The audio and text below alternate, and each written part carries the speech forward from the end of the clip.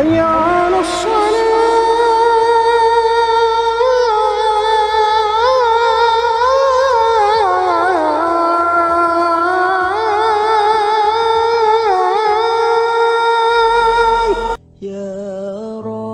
Kota Madinah, kota yang dirindukan oleh seluruh umat Islam dimanapun dia berada.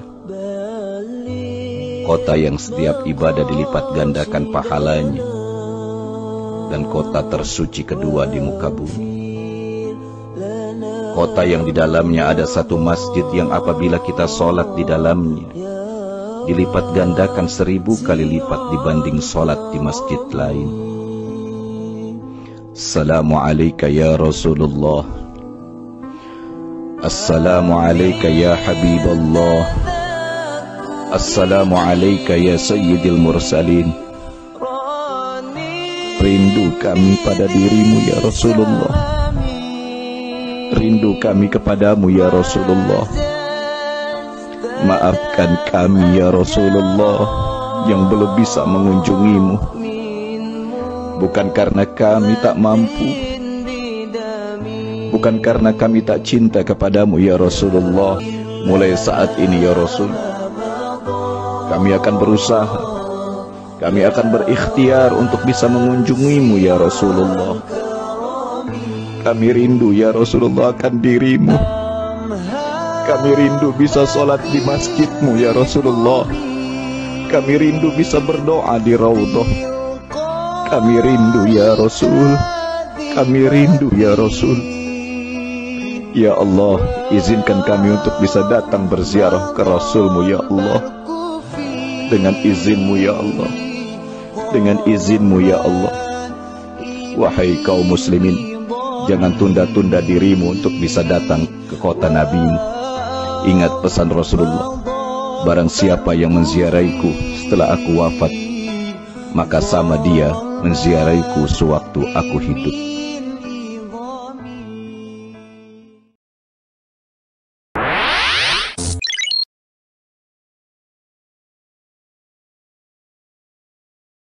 Dan Abu Sufyan. Abu Sufyan? Iya, Abu Sufyan.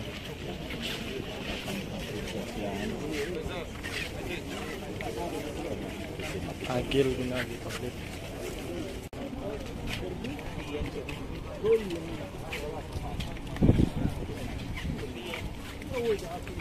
Dekat semua. Mana Ustaz? Kamnya ya, Imam Malik bin Anas dan gurunya Imam Nafi. Imam Malik. Imam Malik bin Anas. Imam bin Batun. Jadi beliau meninggal 2 tahun. Setelah Yuk mendekat semua ya. Di Rasulullah bersabda, sebaik-baik terdahulu adalah Utsman bin Maz'un. Maka setelah itu kalau ada sahabat yang meninggal, sahabatnya dimakamkan di sini pertama kali. Ya, pertama kali di sini, yaitu dekat dengan Utsman bin Maz'un, termasuk putranya sendiri, Sayyid Ibrahim, dimakamkan di. Alhamdulillah.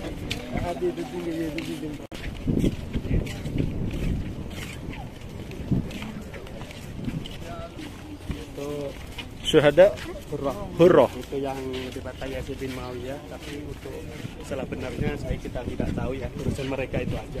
Makamnya Sayyid Utsman bin Affan. Utsman bin Affan. Iya, itu di sana itu. Jadi sebenarnya Sayyid Utsman bin Affan itu dulu bukan dimakamkan di Baqi, dimakamkan di Kaukab setelah Baqi. Itu dulu pemakaman orang Yahudi. Jadi itu Sayyidina Utsman itu dibunuh oleh pemberontak yang dari Irak dan Mesir. Kemudian sampai 3 hari tidak dimakamkan karena pemakaman Baqi itu dijaga oleh pemberontak tersebut. Sedangkan keluarga Sayyidina Utsman itu kebanyakan yaitu perempuan, jadi nggak bisa. Akhirnya malam-malam itu mau dibawa ke Baqi, tapi ditemukan juga oleh pemberontak tersebut, maka dimakamkan di Kaukab. Kaukab, batas Kaukab itu belah mana? Nah ini Kaukab. Oh, persimpangan ini. Udah termasuk Kaukab itu Sayyidina Utsman itu. Tetapi pada perluasan Baqi yang dilakukan oleh Raja Fahd bin Abdul Aziz, maka Sayyidina Utsman itu dimasukkan ke pemakaman Baqi. Indonesia dengan Arab Saudi. Nah, kalau di Indonesia orang menggusur kuburan dengan jalan, bangunan dan lain, tetapi di sini menggusur hotel-hotel berbintang untuk kepentingan kuburan. Bismillahirrahmanirrahim. Assalamualaikum ya Utsmana ibni Affan. Assalamualaikum ya Thalithal Khulafai Ar-Rashidin. Assalamualaikum ya Mujahiza Jaisyil Usrati bin Naqdi wal Aini wa Jami'al Qur'ani bainad dafatain. Jazakallahu an ummati Rasulillahi sallallahu alaihi wasallam khairal jaza. Allahumma arda anhu warfa darajatahu wakrim maqamahu bi fadlika wa karamika ya akramal akramin. Allahumma ighfir lahu warhamhu wa'afihi wa'fanhu. Allahumma ighfir lahum warhamhum wa'afihim wa'fanhum. Makam Sayyidina Utsman bin Affan.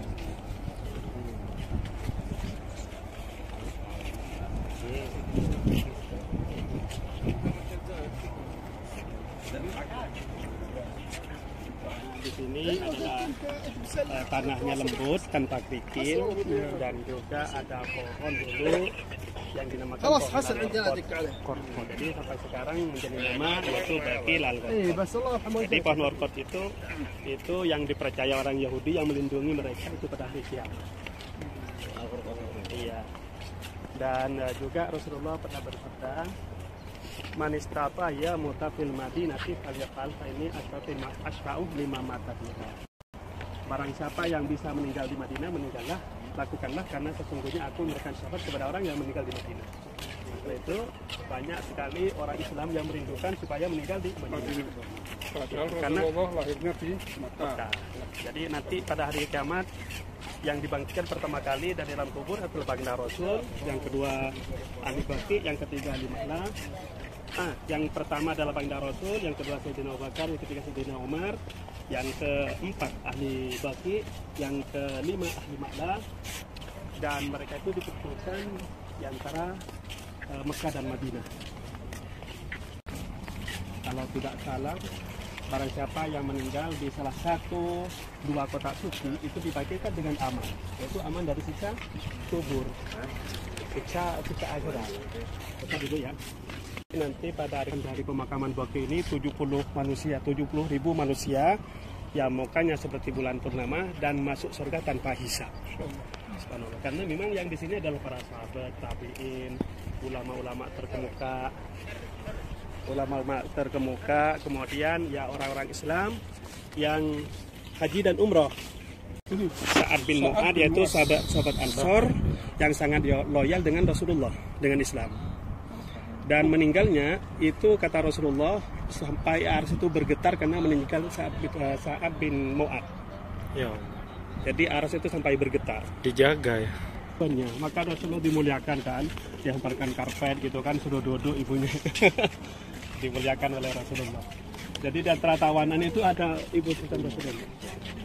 Hanya ke penjaga itu 8 bulan. 8 bulan sudah diganti orang lain. Itu yang sudah digali, yang siap untuk hari ini. Bandingkan pemakaman yang lain. Bahkan pernah Rasulullah SAW itu sudah tidak tidur, jadi sudah bajunya sudah dibuka, ganti selimut, santannya sudah taruh di bawah tempat tidur. Waktu itu dikisahkan oleh Siti Aisyah, karena waktu itu giliran malam Siti Aisyah. Rasulullah tidak tidur, ya sudah pakai selimut, santannya sudah dibuka. Ternyata langsung Rasulullah itu duduk pakai baju lagi secara diam-diam, memakai sandal secara diam-diam, buka pintu secara diam-diam, dan menutupnya dengan diam-diam. Maka Siti Aisyah itu merasa curiga. Jadi Kak Siti Aisyah. Ya sebenarnya istri-istri baginda Rasul itu semuanya istri yang suci. Tapi sebagai manusia ya punya cemburu. Ya, jadi Siti Aisyah itu merasa cemburu. Jadi Rasulullah SAW ikutin. Ternyata Rasulullah itu ziarah ke pemakaman Baqi, mengangkat tangan, mendoakan orang-orang yang ada di Baqi. Terus Siti Aisyah itu kan ada di belakang Rasulullah. Setelah itu Rasulullah mau balik, mau pulang. Jadi Siti Aisyah itu juga balik kan. Balik. Rasulullah jalan, Siti Aisyah juga jalan. Rasulullah jalan cepat, Siti Aisyah juga jalan cepat. Rasulullah berlari, Siti Aisyah juga berlari. Makanya Siti Aisyah sampai lebih dulu ke rumahnya dan pura-pura tidur. Setelah itu Rasulullah sampai, maka melihat Siti Aisyah itu tidak biasanya, yaitu napasnya masih mus-musan. Jadi Rasulullah bertanya, ada apa denganmu wahai Aisyah? Siti Aisyah tidak menjawab. Wahai Aisyah, beritahu aku sebelum Allah yang halus memberitahukan. Maka Siti Aisyah memberitakan bahwa yang ikut tadi itu, yang lari-lari itu dirinya. Maka kata Siti Aisyah itu didorong oleh Rasulullah sampai dadanya sakit. Kemudian Rasulullah berkata bahwa mau hendak tidur, ada malaikat Jibril memanggil Rasulullah. Jadi oleh malaikat Jibril tidak berani masuk karena Rasulullah sudah buka pakaian. Jadi memanggil dari luar, Rasulullah disuruh ziarah ke pemakaman Baqi. Yang lain ya ini mewah karena Rasulullah sendiri sering ziarah ke pemakaman Baqi. Nah di Mekah. Baqi. Di Mekah gitu. Seperti almarhum Kiai Manzubair itu memang beliau itu bercita-cita ingin meninggal di Mekah. Jadi itu dikabulkan oleh Allah yang meninggalnya di Mekah. Bin Batun. Itu sahabat yang meninggal maka dimakamkan di sini semua. Termasuk putranya sendiri, Sayyid Ibrahim juga dimakamkan di sini. Setelah Perang Badar. Yang makamnya Aqil bin Abi Thalib, saudaranya Ali bin Abi Thalib dan Abu Siti Sofia binti Abdul Muttalib dan Atikah binti Abdul Muttalib. Yaitu bibi Rasulullah, dua-duanya bibi Rasulullah SAW. Dulu itu ada kubah itu, di situ ada kubahnya tapi dihilangkan oleh kerajaan Arab Saudi. Jadi walaupun perempuan sangat pemberani sekali. Jadi ketika Sayyidina Hamzah itu dibunuh kan oleh Rasulullah, bibinya jangan melihat takut tidak kuat. Kata Sayyidina, kenapa? Saya bangga dengan Sayyidina Hamzah, kan bangga. Terus waktu perang Khandaq itu ada mata-mata itu dari orang Yahudi itu, mata-mata mengintip berapa banyak tentara Islam. Mata-mata kalau tidak dibunuh pasti ketahuan, karena kan dikira oleh musuh itu orang Islam itu banyak, kan kita tidak. Jadi di belakang gunung tidak ada, cuma di depan gunung itu aja.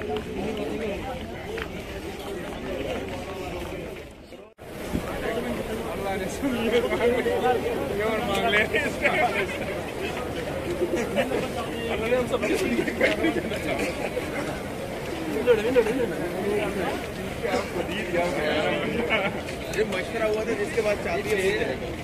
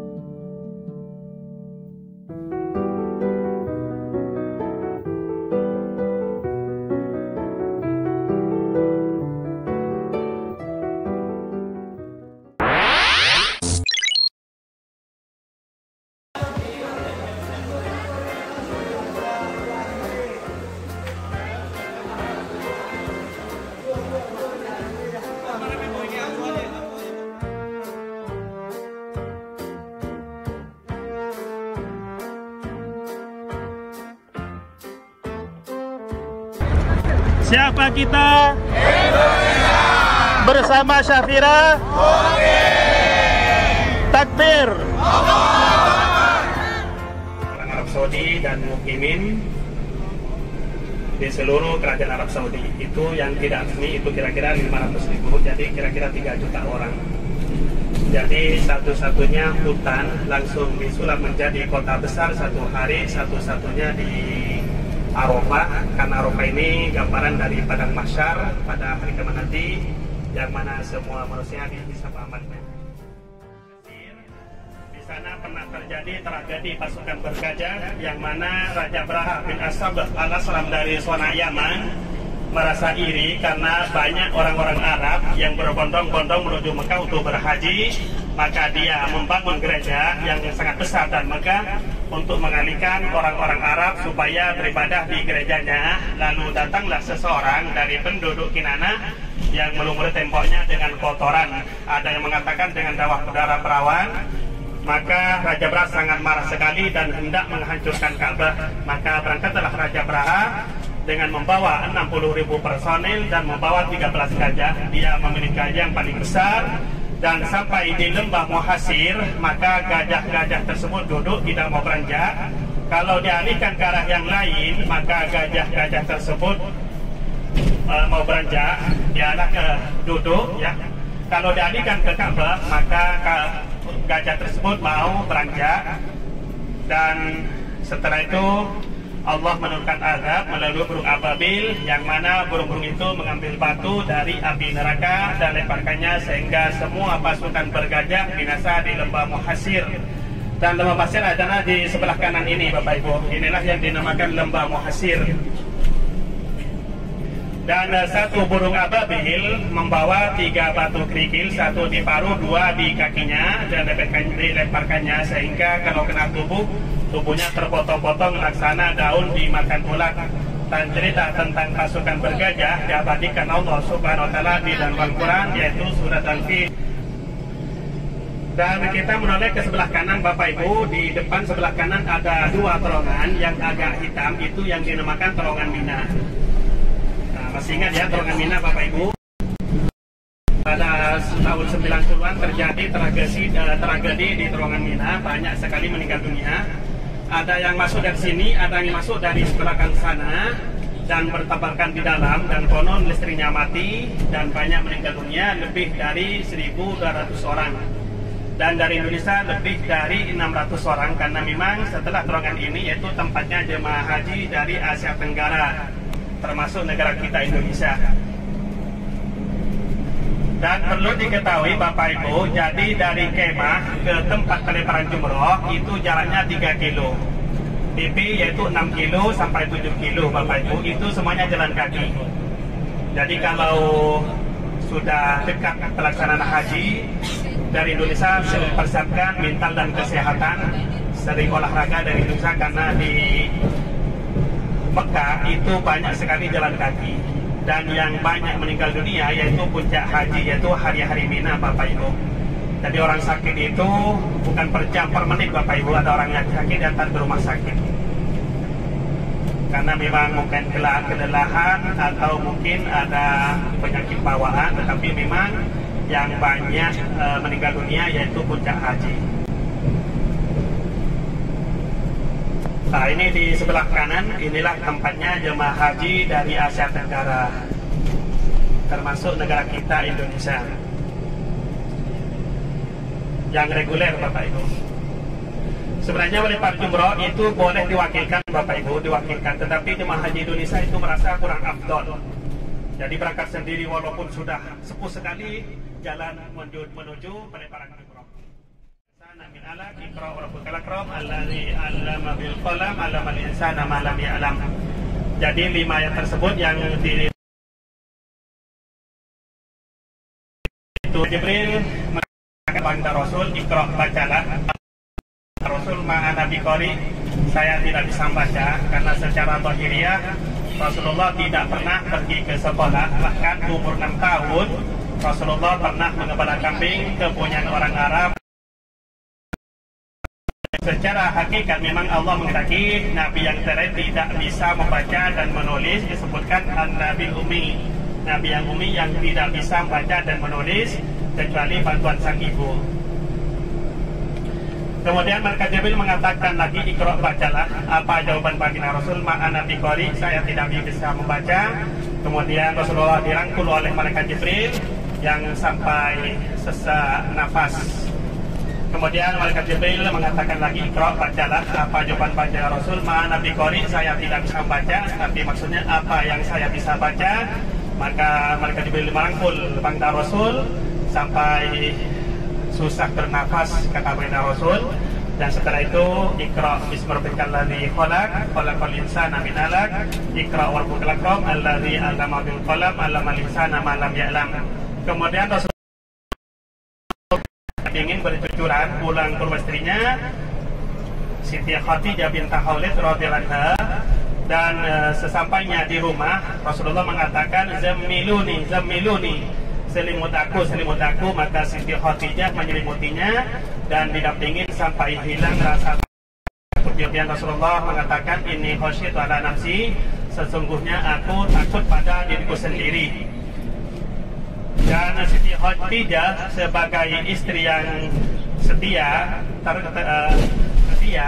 tegas dan cerdas, Siti Khadijah mengatakan, wallahi la yuhzika Allah abada, demi Allah, Allah tidak akan menyusahkan kau selamanya, karena kau baik sudah menanggung beban si lemah, menyantuni si miskin papa, memuliakan tamu, maka Allah tidak akan menyusahkan kau selamanya. Kemudian Siti Khadijah mengajak Rasulullah pergi ke Waraqah bin Nawfal, dia sepupunya Siti Khadijah, dia seorang Nasrani, sudah orang buta, pandai menulis kitab. Maka Waraqah bin Nawfal mengatakan Namus, yaitu makhluk itu yang dimaksud adalah malaikat Jibril, pernah mendatangi Nabi Musa alaihissalam, maka engkau akan diutus menjadi Nabi dan Rasul seperti halnya Nabi Musa alaihissalam. Kalau seandainya aku masih muda, maka Rasulullah memotong perkataan Waraqah bin Nawfal, diusir. Maka Waraqah bin Nawfal mengatakan, tidak satupun orang yang didatangi malaikat Jibril kecuali diusir dari kampung halamannya. Seandainya aku masih muda, aku akan membantumu, tetapi Waraqah bin Nawfal sudah tua dan itu terjadi setelah Rasulullah itu beribadah di Gua Hira, bertahanus, berfikir di Gua Hira selama 40 hari, karena Rasulullah menjelang diutusnya itu diri karena tidak suka dengan kelakuan Quraisy,